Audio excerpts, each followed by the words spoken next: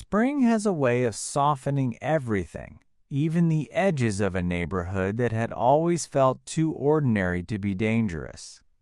My name is May Calder, and on that April night I was alone in my room, pacing in small, restless loops while on a FaceTime call with my friend Tess. I had this nervous habit of walking whenever we talked, back and forth from the desk to the window, like a goldfish swimming its glass tank. The house was quiet in a way that felt more like waiting than resting. My parents had gone to bed hours ago, the neighborhood was hushed, and only the soft hum of Tess's voice filled the space. The first time I noticed him, it barely registered, a shape at the curb caught in the weak yellow pool of the streetlight. I thought it might be a neighbor walking late, or someone lingering with a cigarette.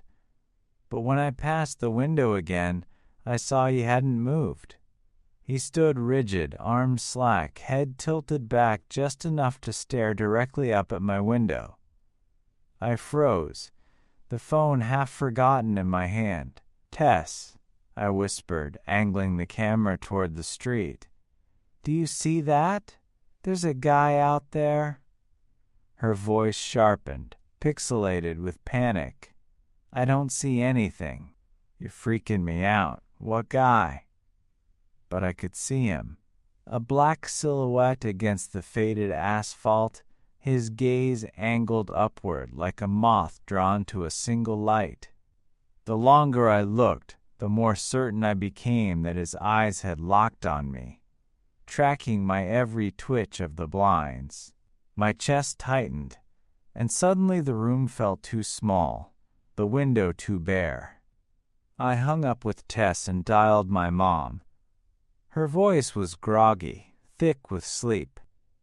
I spilled out what I'd seen, words rushing over each other until she cut me off with the calm of someone who didn't see the scene in front of me.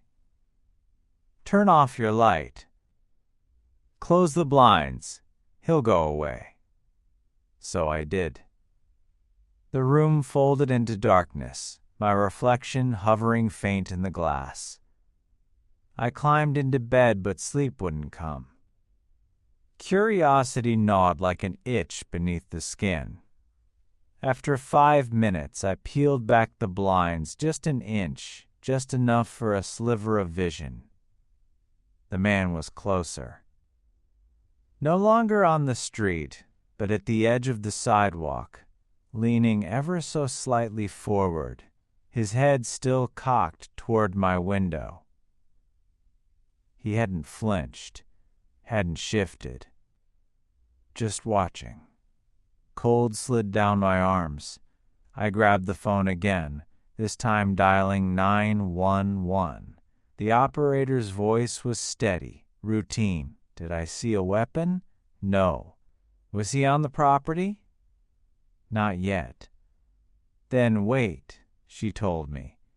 If he comes onto your lawn, call again. A patrol car will circle the block. Her words had a clinical edge, too practiced to hold the weight of what was happening. I hung up, hands trembling, and watched the street through the slit in the blinds. Minutes later, headlights swept down the lane. A patrol car crawled past, its side spotlight sweeping over the hedges, over the porch, over the man. Except when the beam cut across where he had been, the curb was empty. The cruiser idled in front of the house, scanning, then rolled away. I let myself breathe. Relief fluttered weak and brittle. Tess answered when I called her back, her voice a fragile tether. "See? He's gone. You're okay." For 10 minutes I almost believed her. I set the phone on the pillow, let her voice hum in the background, tried to let my eyelids grow heavy. Then the sound came, a sharp crack outside, wood splitting under weight. I bolted upright. Another crack followed, louder, closer, vibrating through the frame of the window. When I turned my head, I saw him again, not on the street, not on the lawn, but at my window. The crack was a punctuation mark that rearranged the night. It snapped through the hush, a brittle little fracture that made the plaster in my skull ache. I bolted upright, and the duvet slid to the floor. The phone blinked black where Tess's face had been. For a few seconds, my whole body was that small sound alert and raw synapses firing like faulty bulbs. I eased to the window and peered through the narrow slit of the blinds. The street lamp pooled a soft, tired light, and the man stood at the curb as if carved from shadow. He hadn't moved from that place. The longer I watched, the more his posture unnerved me. Not the slouch of someone waiting, but the locked stillness of a thing that has found its quarry and decided patience is a strategy. My chest worked. I called Mr. Patel first, because he was thin and stubborn in a small neighborhood orchestra of noise in a quiet world. He answered in a wash of sleep, and then, when I explained, he vowed giddy with old man righteousness to stand on his porch and keep his lantern lit. I liked the idea of one other human light burning near me like a small, stubborn star. I dialed 911 a second time. The woman's voice was softer this time. She promised to drive by, maybe two if they could. It was the same loop of protection as the first call, but each iteration felt like a stitch over a wound. I taped the screen up a hair to watch the yard and pressed a hand to the cool pane. The glass felt like a barrier that could be believed in if you squinted hard enough. For the next few hours, I became two people at once, a retina fixed to a rectangle of night, and a wildly imaginative brain that filled every absence with motion. The house started to whisper at me. Pipes sighed like small animals in the walls. The fridge hummed a tune that sounded, in the dark, like a slow voice counting. 1, 2, listen. Every small house sound rewired itself into threat. The scoop of the wind against the eaves could be a hand testing for a loose shingle. A branch's scrape could be fingers reading the siding like Braille. The tapping began as a curiosity, and then learned to be ritual. First it was nails scoring the drain pipe. 3 short rakes, a pause, 3 again. I counted them on a brill breath. Later the knocks traveled along the front windows, precise, like a finger tracing the perimeter of a map. When the pattern arrived at my bedroom glass, it felt intimate, as if someone were not merely testing the house, but charting its seams. I tried to sabotage my fear with logic. Maybe it was kids, some bored trio daring each other near midnight. Maybe it was someone drunk and unhappy, or an animal with clever paws. I told myself stories, scripting neat ends where cops found a beer can and a bad Snapchat joke. But the scratches near the funged gutter were too clean for claws. The smudges on the window where breath had hit the glass were small, human-sized, and the pale prints on the porch rail were too narrow for any of my neighbor's shoes. One night, when the tapping had woken me 3 times already, I crept downstairs. The house was a sculpture of the familiar coat hooks, keys in a bowl, the quiet stack of mail I had no interest in reading. I moved like a thief in my own life, flashlight shaking as if the light could be steadied by will. The kitchen window, where the knocks had been most deliberate, bore a new sign, a shallow groove etched into the paint along the latch, a faint smear of grime like a fingertip dragged then wiped in haste. I pressed my palm to the frame and felt a small, oily residue that made my skin crawl. The police made their passes lights slowing, the spotlight painting the hedges white, and then leaving them black again. Sometimes the beam found a silhouette and the shadow feathered away like smoke. Other nights it caught nothing tangible. Once, a cruiser idled, and the officer leaned out to tell me they'd canvassed the block and everything looked clear. I friendlier lied, "Thanks, I'll call if he returns." My voice sounded small under the radio static. False scares piled up like cheap ornaments. A neighbor's cat leapt into a bush and sent my heart into my throat. A delivery truck idled too long, and I imagined a hand slipping a note under my door. Once, I opened the curtains a fraction and thought I saw a face. That split second when two leaves moved and a shadow matched them, and my mind dressed the shape and features. Each false alarm honed the edge of my anxiety. They were traps of their own, convincing me the next sound would be the real thing. There were also moments that were almost tender in their wrongness: an overturned ceramic bird on the neighbor's stoop, a child's plastic horse placed neatly on my lawn, facing the house like a mute sentinel. Each small object felt deliberate, a punctuation from whoever watched me. The handwriting on the scrap of paper stuck to the fence blocky. Urgent.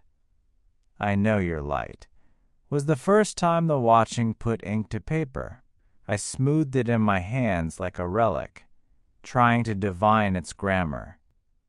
At 3 a.m, the street held its breath. The tapping came as a whisper at the window, barely audible, and my throat closed. I reached for the rifle I kept tucked in the closet. Dad's old thing, heavy and honest. And it gave me a ridiculous sense of agency. Holding it felt like holding a promise that could be broken in a single, terrible instant. Yet even with the gun, the sense of being mapped continued. In the weeks that followed, the scratches formed a narrative in my head. A route drawn in 3-beat segments, a choreography of where to approach and where to pause. When Mr. Patel finally found a scrap of torn notebook pinned to his gate with a rusted nail-child-like scrawl, 3 little words: "We map." It felt less like a joke and more like a plan.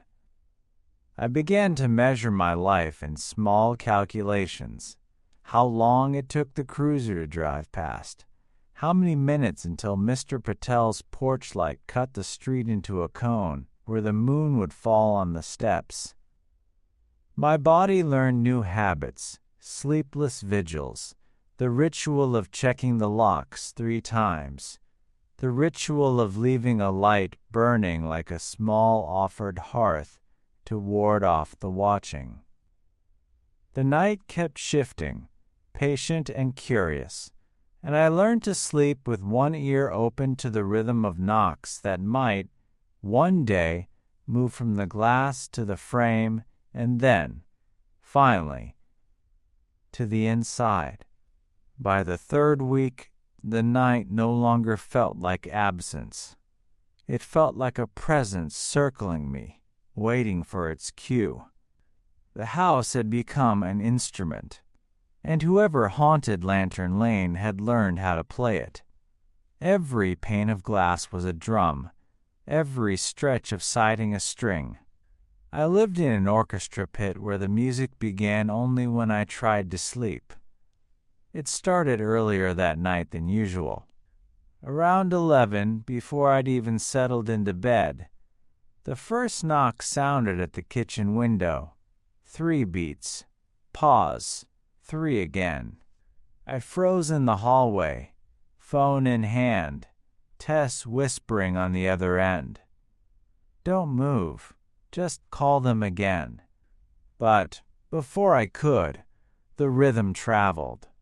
Living room glass, dining room pane, then back to the kitchen, as if someone were walking the house with a conductor's baton. My skin prickled. This wasn't random. It was a pattern being rehearsed. The sound climbed. I heard the drain pipe groan under weight, the metallic complaint of screws being tested. A scraping shuffle advanced upward until it was outside my bedroom wall. I pressed myself against the plaster and held my breath. The blind trembled as if a finger had traced it from the other side, and then a whisper came closer than it had ever been, threading through the seam of the sash. "Don't know where to go. Don't know where to go." My stomach turned liquid. The latch rattled once, twice, a slow test. Then a pale hand curled over the frame, fingers long and thin as candle wax, nails scratching as they searched for leverage. I screamed Tess's name into the phone and dropped it. Her voice crackled, frantic, then vanished into the rug. The blind bowed inward, and for the first time the face appeared, pressed to the glass so close, the features blurred into fog and shadow. Cheeks stretched flat, mouth parted in a wet, silent smile, eyes gleaming like wet coins in the streetlight. It pushed. The sash creaked, wood moaning as though it remembered 100 years of strain. I snatched the rifle from the closet, braced it awkwardly against my shoulder, and shouted nonsense into the dark. "Get back! Get out!" My own voice startled me, cracked and ragged. For a moment, the figure froze, as though listening. The whisper resumed, softer now, almost pleading. "Don't know where to go." The words fogged the glass, letters invisible but somehow written across my nerves. Then, with sudden force, the pane buckled inward. The latch scraped free. A shoulder began to wedge through. I fired. The blast was thunder in the small room, sharp and final. The recoil slammed my arm, and the light bulb overhead flickered with the echo. The figure jerked backward, a shriek tearing through the window that didn't sound entirely human. A ragged noise, layered, too many voices crammed into one throat. I stumbled back against the wall, ears ringing. Through the smoke of the shot, I saw the thing fall from the sill, a dark bulk hitting the soil below, with a thud that seemed to shake the foundation. For a moment there was silence. Then footsteps erratic, frantic, pounded away down Lantern Lane, fading into the black. When the officers arrived minutes later, lights strobing the hedges, they found only the evidence of intrusion. Scratches deep along the drainpipe, a handprint smeared into the paint of the sill, and a faint trail of wet earth leading off into the street. No body, no trespasser, just proof enough to say it hadn't been in my head. One officer muttered something about transients, probably unstable. Another promised more patrols. Their words were professional, neat. But I knew better. The face pressed against my window wasn't lost. It hadn't been asking for shelter. It had been practicing, learning, waiting for the night when it could finally step inside. After the gunshot night, silence became a predator of its own. The house felt changed, as if the walls had absorbed the shriek and were waiting to give it back. Every corner seemed to hum with memory, every creak of wood a faint rehearsal. I slept with the rifle beside me and the shoebox of collected scraps, pebbles, crude drawings, the note that read, "I know you're light," at the foot of my bed like some strange altar. The police patrolled more often, or at least promised they did. Their flashlights sometimes cut through the hedges, white arcs that painted the lawn in brief absolutions. But light leaves as quickly as it arrives, and when the beam swept on, the dark folded neatly back over everything. I learned not to trust those short blessings. Neighbors began to whisper. Some said it was a vagrant, others muttered about kids playing at terror. Only Mr. Patel believed me without question. He left his porch light burning until dawn and sat outside with a thermos of tea like a sentry too stubborn to quit. Once he pressed a folded paper into my hand. "For luck," he said. It was an old prayer written in curling Hindi script. I kept it under my pillow, hoping words might mean as much as bullets. But the house still collected signs. One morning I found muddy handprints smeared along the porch rail, long-fingered and uneven, as if whoever made them had been reaching upward, testing angles. Another night a single child's shoe appeared on the step, too small to belong to anyone on the block. Each artifact felt like punctuation at the end of an unfinished sentence. We wait. The worst came a month later. Rain hammered the siding, and in that steady percussion I heard it again. The 3 knocks. Pause. 3 knocks, louder than the storm. I forced myself to the window. For a long moment there was nothing.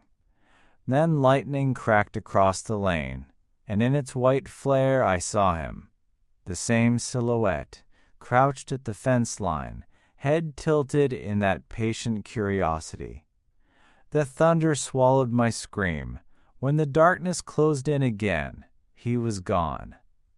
After that night, I stopped calling the police. Their reports were pages in a binder, boxes checked, but nothing more. I stopped FaceTiming Tess after midnight, too. Her voice cracked with guilt she didn't deserve. Even my parents. Calls became brief, practical exchanges, locks, lights, how was work, because I couldn't force my fear into sentences they would accept. One evening, walking to the mailbox at dusk, I found another scrap of paper wedged beneath the flag. This one bore only 4 words in that same childish, desperate scrawl. Don't know where to go.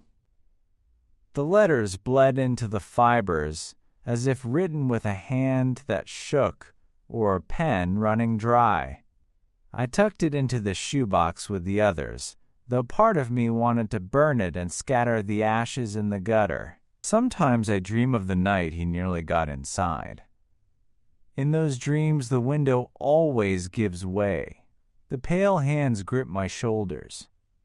The whisper fills my ear until I can't tell if the words come from him or from me. And I wake with the echo of those syllables rattling around my skull, a mantra I never asked to learn. I still live on Lantern Lane. People ask why. I tell them I'm stubborn, or that moving would mean surrender. But the truth is simpler and worse. Leaving won't matter. He mapped the house, and in doing so, he mapped me. Wherever I go, the pattern goes too. The last time it happened was just a week ago. 3 knocks, pause, 3 knocks again, precise as ever. I opened the blind an inch and saw nothing. But pressed against the outside glass was a single new scrap of paper, held there by damp and will alone. In slanted letters it read, "We see you still."